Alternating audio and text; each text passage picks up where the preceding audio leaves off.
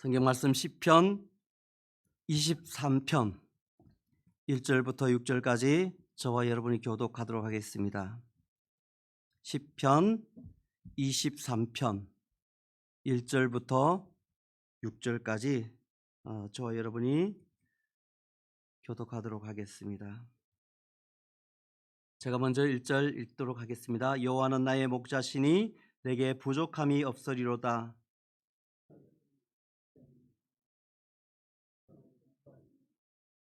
내 영혼을 소생시키시고 자기 이름을 위하여 의의 길로 인도하시는도다.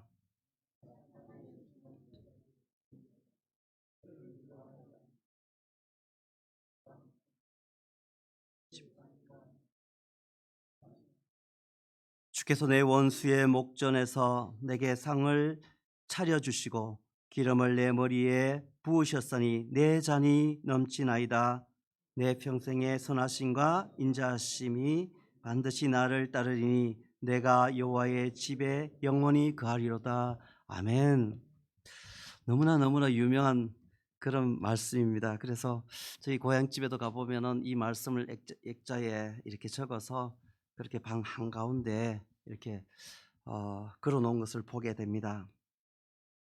이스라엘 팔레스타인 지경은 여러분과 제가 다 알다시피 지중해 연안을 끼고 남과 북, 남북, 동서 그렇게 그 길을 잇는 아주 그런 지리적으로 요충지와 그런 같은 곳입니다.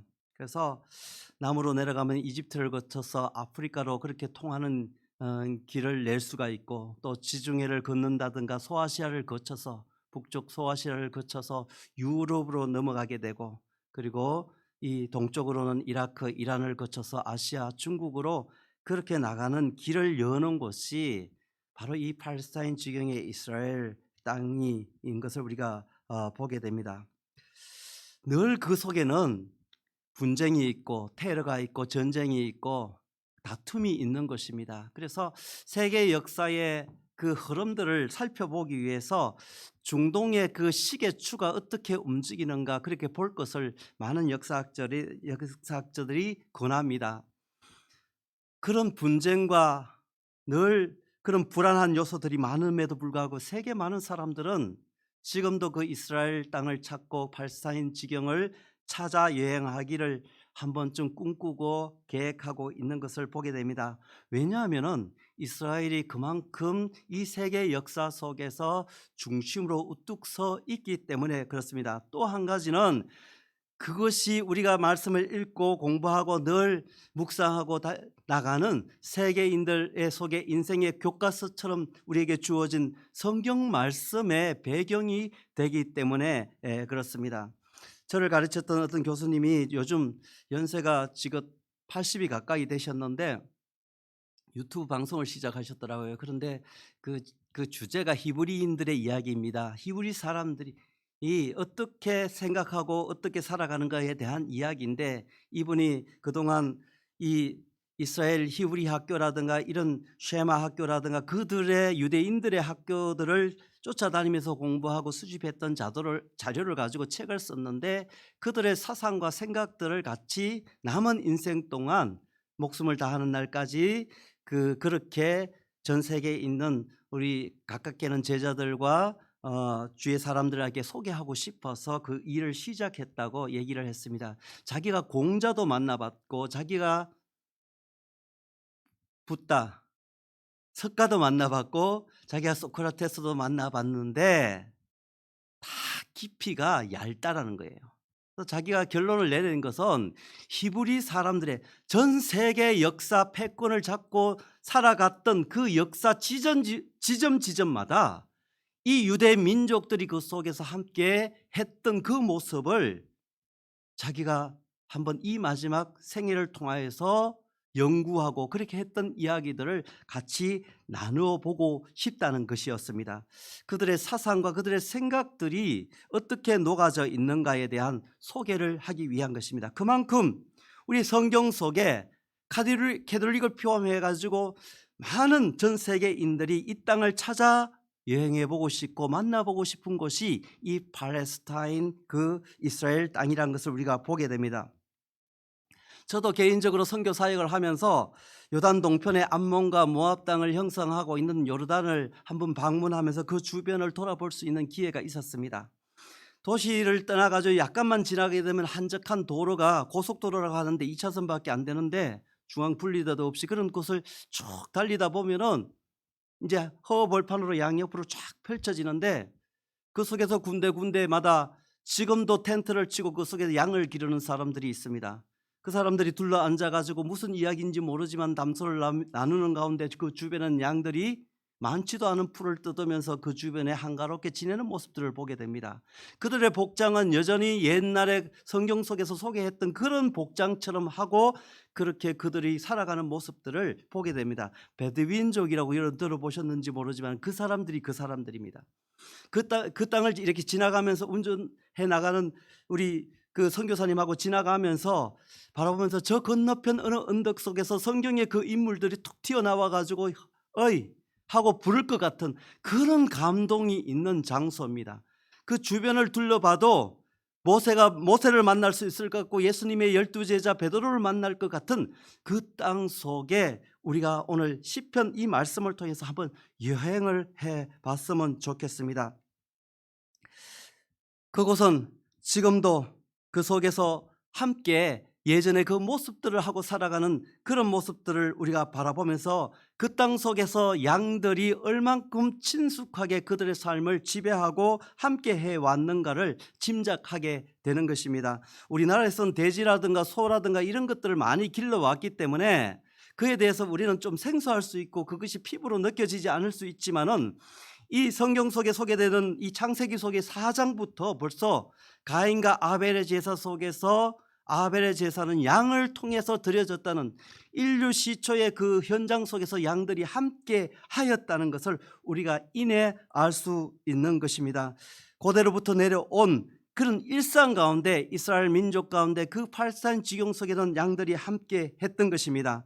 성경에서는 양이란 말이 한 500번 이상 그렇게 소개되고 있는데 아까 말씀드린 창세기 4장부터 시작해서 군데군데마다 요소요소마다 이 양이란 목자 이에 대해서 소개하고 있고 그것이 실제 제물로 그렇게 소개되고 또 드려졌던 것을 우리가 보게 됩니다. 그래서 성경 속에서 저와 여러분 속에서는 양을 직접 많이 키우는 것을 가보고 그렇게 하지 않았지만은 양이란 그런 동물에 대해서 친근하고 그 언어에 대해서 친숙함을 볼 수 있는 성경의 소재고 말씀이라는 것을 우리가 보게 됩니다. 오늘 우리 다윗의 시를 통해서 시편 23편의 말씀들은 우리는 여러 번 이 말씀을 통해서 묵상도 하고 그리고 말씀도 들었습니다. 오늘 이 말씀을 통해서 저와 여러분 속에 정말 이 시대 가운데 주시는 또 다른 하나님의 메시지가 무엇인가 귀 기울이고 묵상하는 시간이 되었으면 좋겠습니다. 오늘 다윗의 이 시편 23편은 양과 목자라는 모델을 가지고 비유해서 자신을 비롯해서 사람들을 양으로 비유했고 하나님 아버지를 목자로 비유해서 이스라엘 주변에 사는 사람이면 누구나 그렇게 공감할 수 있는 그런 언어로 지금 여호와 하나님과 자신의 관계의 그 특성을 노래하고 있다는 것을 우리가 보게 됩니다. 1절 2절 말씀에 여호와는 나의 목자시니 내게 부족함이 없으리로다. 그가 나를 푸른 풀밭에 누이시며 쉴 만한 물가로 인도하시는 도다. 노래함으로 시작합니다. 여호와가 나의 목자 되심을 주권적으로 그것을 주도적으로 그렇게 선포하고 시작하는 그런 찬양인 것입니다. 여호와가 나의 목자시면 나는 그가 기르는 양이라는 것입니다. 이스라엘 백성은 목자 없는 양은 상상할 수 없는 것으로 그 사람들은 느끼고 있습니다. 제가 앞서서 말씀드렸듯이 그들이 생각하는 양과의 관계는 우리가 생각하는 양과의 관계 느낌과는 다른 것입니다. 제가 대학 다닐 때 이 대관령 목장에 한번 방문해 보니까 바람이 세게 부는데 그때만 해도 잘 이렇게 조성이 되지 않는 그런 목장 그 산 꼭대기 허벌판과 같은 그런 곳에 그렇게 양들을 치는 그런 모습들을 봤을 때 되게 신기했어요. 아, 이 땅에도 그렇게 양 목장이 있구나. 그렇게 봤는데 다시 20년, 30년이 흐르고 그게 관광지가 되어서 한번 가보고 싶었는데 돈을 되게 많이 내라고 해가지고 그냥 마음만 보고 생각만 하고 그냥 지나가고 있는데, 저희들한테는 그렇게 친숙한 동물이 아닌 것이 양인데, 지금 이스라엘 백성들 가운데는 이 다윗의 시를 통해서 이렇게 이야기했을 때 이 사람들은 이것이 그냥 공감되어지는 거예요. 이렇게 노래했을 때 그들이 느끼는 감정과 우리가 느끼는 감정은 완전히 다른 겁니다. 양과 목자의 관계를 그들은 그 피부 속 깊은 곳까지 그들이 생각하고 느낄 수 있는 표현이 오늘 1절 2절 말씀인 것입니다. 여호와가 목자면은, 여호와 하나님이 목자시면 나는 양이라는 것입니다. 그 양 가운데는 목자가 없는 것은 상상할 수 없다는 것이 그냥 이 이야기 속에서 그들은 이 한마디 속에 그대로 느끼고 받아들이는 것을 우리가 생각해 보게 됩니다. 이 양이란 동물에 대해서 많이 우리가 설명을 들었잖아요. 이 좀 애정이 좀 그렇게 표현하기에 그렇지만 이 정이 있는 그런 동물이에요. 자, 이렇게 보면은 염소 같은 경우는 이렇게 다가가면 얘는 도망가요. 그냥 겁을 먹고 뒤로 살살 빼고 막 팔짝팔짝 뛰고 막 그렇게 하는데, 이 양은 먹이를 준다든가 이렇게 주면은 이렇게 졸졸졸졸 따라오고 그렇게 하는 친근한 그런 동물이에요. 그래서 그 이스라엘 백성들 가운데도 이 양과 함께 지냈기 때문에 사무엘 하에 보면은 그렇게 나단을 통해서 그렇게 또 설명하는데, 다윗에게 찾아와서 그 설명할 때 이것은 양은 가족과 같은 거고 새끼와 같은 거고 친자식과 함께 그렇게 자라나는 그런 동물의 성격을 가지고 있는 게 양이다. 그만큼 애정이 있고 사람과의 관계가 그렇게 돈독한 동물이 양인데, 그 양의 특성을 보면 또한 관심을 가져줘야 되는 게 관심이 필요한 게 이 동물의 특징이라는 것입니다. 그리고 또 자기 스스로 이것이 자기를 지킨다든가 이렇게 하지 못하는 이 동물이 이 양입니다. 그래서 제가 비밀인데 제 대학 때 전공이 축산학입니다. 그래가지고 제가 현장 실습 가운데 이 양털을 깎는 그런 기회가 있었습니다. 양털을 깎아보는 그런 실습이 있었습니다. 양털을 가위로 이렇게 이제 양을 이렇게 잡고 있고 이렇게 여러 사람이 잡고 있고 그렇게 양털을 이제 깎아 나가는데, 그 가위가 상당히 날카로워서 제가 실수해가지고 양의 그 피부를 살짝 건드렸어요. 근데 살짝 건드렸는데 그 피부가 싹 나가버리는 거예요. 피가 쫙 나오는 거예요. 그래서 거기다 빨간 약 던지고 그리고 다시 아무 일 없는 것처럼 그렇게 지나가기는 했지만은, 양의 특징이 이 피부가 너무너무 약해요. 그래 조금만 뾰족한 곳에 이렇게 찔리기만 해도 상처나기 쉬운 것이 양입니다. 근데 이 양은 자기 혼자 스스로 지킬 수가 없어요. 대관령 목장에 갔을 때 그분이 설명하는 것이 뭐냐면, 바람이 불어가지고 넘어지면 자기 혼자 일어나지를 못해요. 그래서 그 양을 발견해서 이렇게 세워져서 움직이지 하지 않으면 날씨가 추울 때는 그냥 얼어서 죽어버린다는 겁니다. 그래서 늘 항시 그것을 돌면서 그게 관리하는 분들이 찾아봐야 된다는 게 이 양들의 습성입니다. 그 상태입니다. 그런 특성을 가지고 있어요. 그래서 웅덩이에 빠졌을 때, 그렇게 수렁에 빠졌을 때 그 목자가 건져 올려 주어야만 그렇게 살 수 있는 것이 양인 것입니다. 근데 또 양은 특징이 이게 근시예요. 근시. 그러니까 자기 앞에 것만 보는 거예요. 자기 앞에 것만 보고서 거기서 풀을 뜯고, 그리고 자기가 풀을 뜯는 것을 한 발 한 발 가게 되니까 저 더 넓은 그런 어떤 넓은 풀밭을, 그런 푸른 초장을 바라보지를 못하는 것입니다. 저 너머 맛있는 그런 물이 흐르는 그 냇가도 이 양은 모르는 것입니다. 자기 주변에 오는 적들의 공격, 늑대나 이런 공격들로부터 무방비 상태에 있는 것이 이 양들입니다. 그런데 양은 참 고집이 셉니다. 고집이 센데 아주 온순하기도 하고 순종적이기도 하고 잘 사람을 따르기도 하지만은 한번 심보가 틀리게 되면은 이게 걷잡을 수 없는 게 양입니다. 이 양의 특성을 이렇게 살펴보면은 자기가 마음에 안 드는 그런데 이 양은 또 무리들과 함께 살아가지 혼자서 떨어져서 살지 못하는 그런 특성을 가지고 있습니다.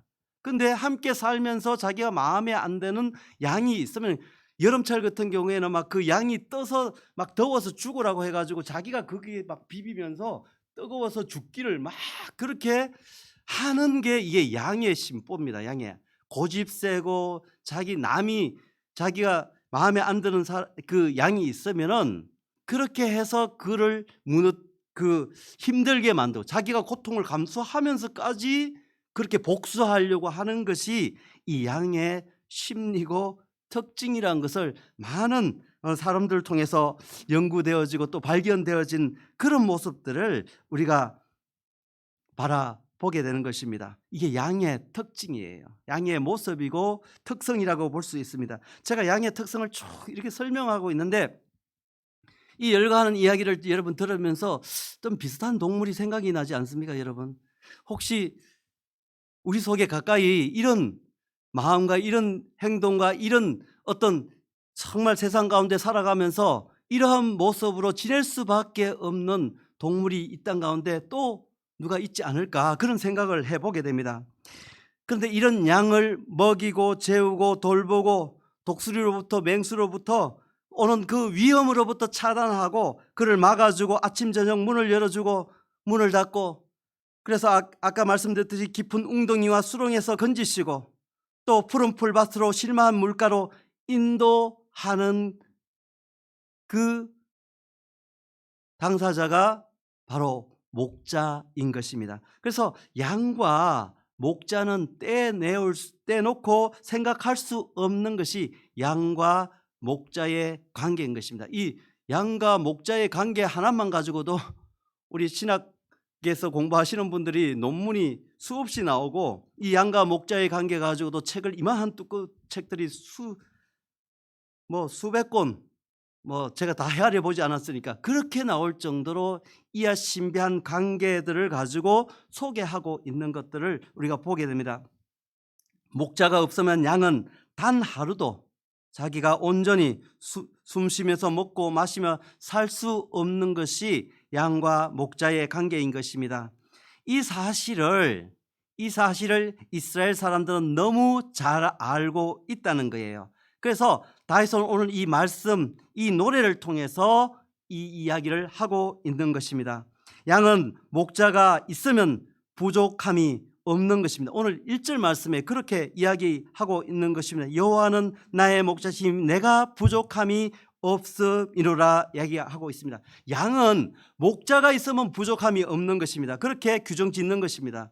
왜냐하면 목자가 인도하기 때문에 성경 말씀대로 보면은 그대로 우리가 생각해 볼 수 있습니다. 다윗의 목자는 여호와라고 그렇게 이야기하고 있습니다. 그 여호와가 다윗에게는 절대적인 목자인 것입니다.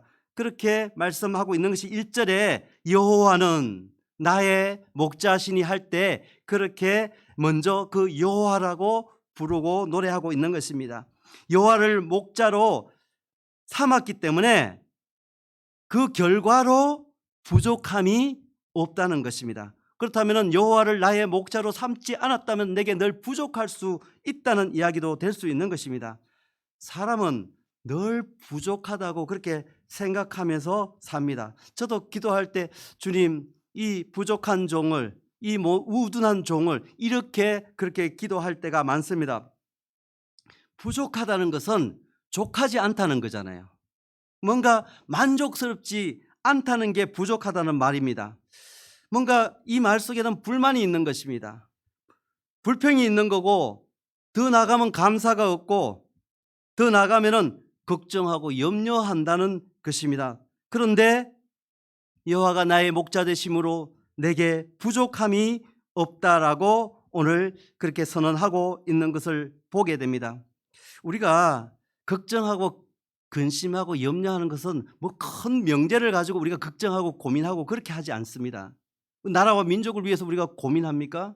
이 남북에 무슨 통일된 조국을 꿈꾸면서 그것 때문에 여러분 고민하면서 염려합니까? 그런 일 때문에 염려하는 것이 아니라 우리는 나의 문제 때문에 고민하는 것입니다. 나의 가정에 대해서, 나의 경제적인 손실과 살아갈 일들에 대해서 우리는 고민하고 있는 모습을 보게 됩니다. 그리고 나에 대해서, 나의 부족함과 내가 왜 이랬을까, 이런 것 때문에 고민하고 염려하고 그렇게 살아가는 우리의 모습을 바라보고 있는 것입니다.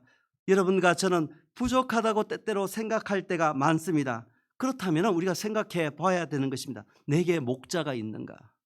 내가 부족하게, 내가 염려가 있고, 내가 감사가 없고, 불평이 있고, 만족함이 없다면 내 속에 그러면 나의 목자는 있는가 없는가? 목자가 있다면 목자 우리 여호와께서 나도 다윗처럼 나의 고백도 나의 목자가 여호와인데요 이렇게 고백한다면 그 목자를 내가 신뢰하고 있는가, 믿고 있는가, 우리가 생각해 볼 수 있다는 것입니다. 여호와가 나의 목자라고 고백하기는 하지만은 내 속에 믿음이 안 간다고 이렇게 생각해 볼 수도 있는 것입니다. 어떻게 했을 때 나에게 부족함을 넘어서 염려와 근심과 걱정이 내 속에 여전히 살아 숨쉬고 내 삶을 지배한다면 내 속에 있는 내가 부르는 나의 목자는 내가 믿음직스럽지 않구나, 믿을 수 없구나, 그렇게 생각할 수도 있다는 것입니다. 그런데 다윗은 그렇게 생각하지 않았다는 겁니다. 내게 부족함이 없다는 것입니다. 왜냐하면 그가 나를 인도하기 때문에 그렇다는 것입니다. 다윗은 여호와가 나의 목자가 되시기 때문에 내가 부족함이 없고 그것으로 인해서 내가 인도함을 받는다는 것입니다. 이 시편 말씀 속에 23편 말씀 속에도 어디로 인도한다고 이야기합니까? 푸른 풀밭과 잔잔한 물가로 인도한다고 이야기합니다. 의의 길로 인도한다고 이야기하고 있습니다. 여러분, 초식 동물한테는 푸른 풀밭이 절대적으로 필요한 것입니다.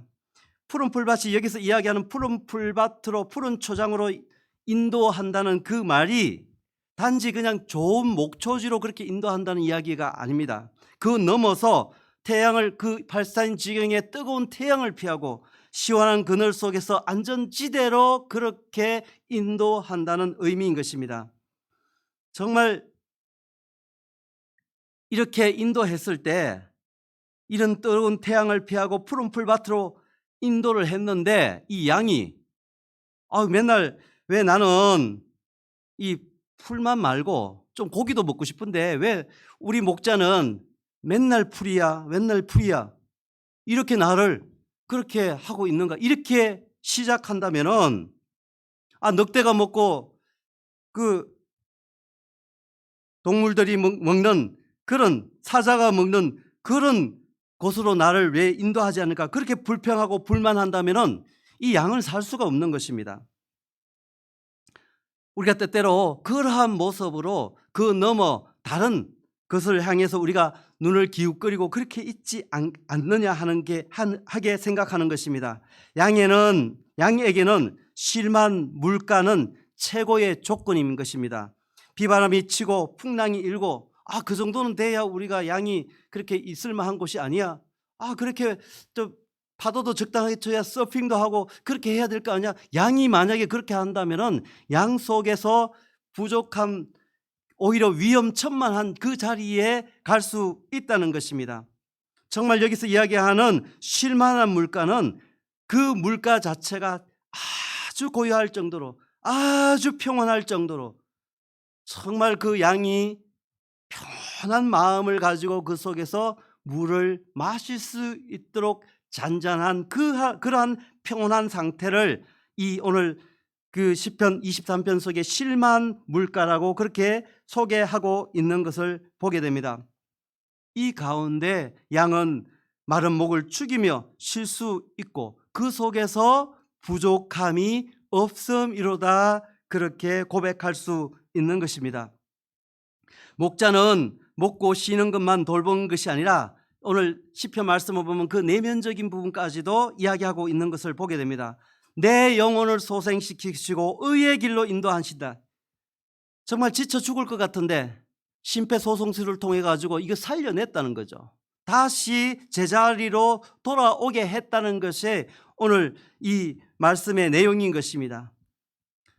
정말 이 말씀을 통해서 내가 지쳐 쓰러질 것 같지만은 내 자리로 다시 옮겨 놓았고 의의 길로 인도하셨다. 단지 의의 길로 인도했다는 게 도덕적으로 어떤 그런 의의 길이 아니라 내 삶의 평탄하고 형통한 길로 그렇게 인도하셨다는 것이 지금 여호와는 나의 목자라고 고백하는 다윗의 고백인 것입니다. 그런데 여호와께서 이렇게 하는 것은 다 생각이 있다는 겁니다. 여호와께서도 믿지는 장사 안 한다는 거예요. 여호와께서도 본인이 다 생각하는 것이 있는데, 뭐라고 지금 소개하고 있는 것은 자기 이름을 위하여, 그의 존귀와 영광을 위하여, 자기 이름을 위해서, 그렇게 쉽게 말해서 자기 이름 걸고 그렇게 한다는 거예요. 그 믿을만 하잖아요.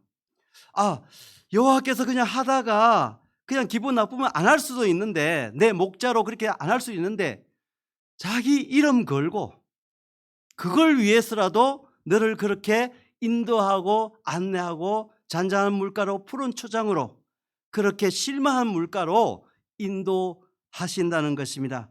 그렇기 때문에 내가 믿을 수 있는 거예요. 그렇기 때문에 그 여호와 하나님 아버지의 그 행하심을 우리가 믿고 찬송하고 따라갈 수 있는 것입니다. 100%, 120% 내가 그 여호와 하나님을 나의 목자로 믿고 우리가 순종하며 따라가면 되는 것입니다. 다윗은 그것을 노래하고 있는 거예요. 자, 여호와가 나의 목자라면 그의 양인 내가 사망의 음침한 골짜기를 다녀도 걱정하지 말고 두려워할 필요가 없다라는 것입니다. 왜 그렇게 이야기합니까? 목자가 있으니까.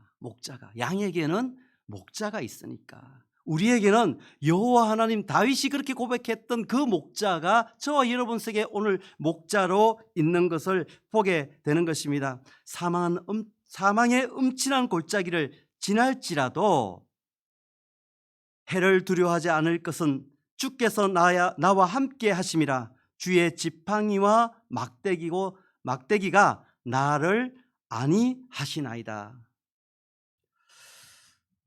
그냥 읽기만 해도 정말 은혜가 되어지고, 이 말씀 가운데 우리가 푹 빠져서 그렇습니다 하나님 고백할 수 있는 우리의 기도 제목인 것 같습니다. 근데 이 사망의 음침한 골짜기는 죽음의 그늘이 드리워진 곳입니다.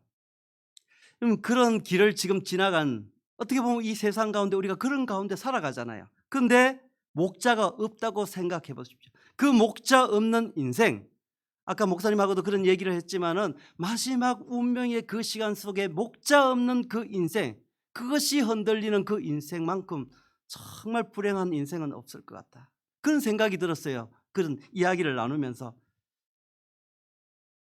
그 목자가 없는 인생은 유리하게 된다, 마음 붙일 곳이 없다는 거예요. 그 목자 없는 인생은, 오늘 우리가 말씀을 보게 되면은 예수님이 이렇게 얘기해요. 마태복음 9장 36절에 무리를 보시고 불쌍히 여기시니 이는 그들이 목자 없는 양과 같이 고생하며 기진함이라.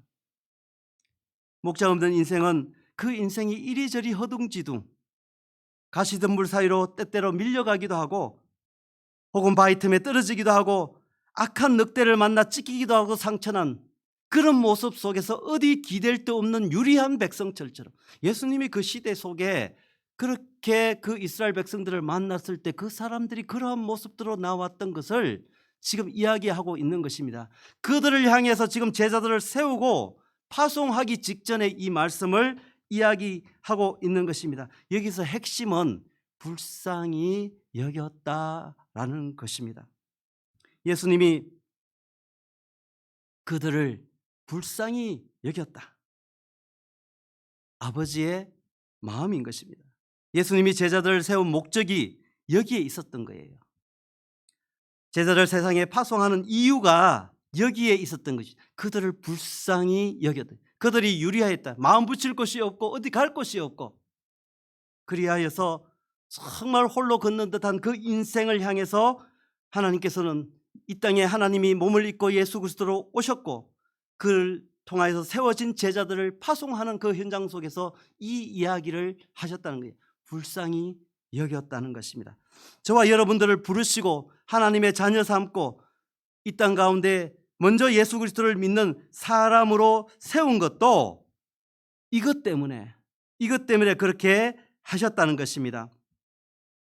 여러분과 저 속에서 하나님께서 부르셨고 하나님의 자녀로 삼으셔서 이 땅 가운데 먼저 예배자로 세워주셨던 것도 이 목적이, 예수 그리스도가 우리에게 주신 목적이, 소명이 있기 때문에 그렇다는 것입니다.